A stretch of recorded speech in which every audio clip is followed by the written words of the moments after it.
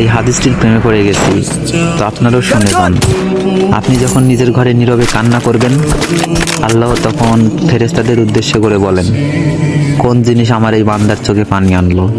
ফেরেশতাগণ বলেন, আপনার বান্দা সুখে নেই, আপনার বান্দা অনেকদিন হাসেনি। এই বলে ফেরেশতাগণ কান্না করতে থাকেন এবং আল্লাহকে বলেন, হে আমার রব, আপনি তো জানেন আপনার এই বান্দার হৃদয়ে কি রয়েছে, অতএব আপনি তার জন্য সবকিছু সহজ করে দিন। আল্লাহ বলেন, আমার এই বান্দা এমন কিছু জীবন থেকে হারিয়ে ফেলেছে যে সে অধিক ভালোবেসেছিল। অতএব আল্লাহ বলেন, আমি শপথ করছি, আমার বান্দা যা তার জীবন থেকে হারিয়েছে তার চেয়ে উত্তম জিনিস আমি তাকে এনে দিব, যা দেখে দুনিয়া ও আখিরাতে সবাই বিস্মিত হবে। जो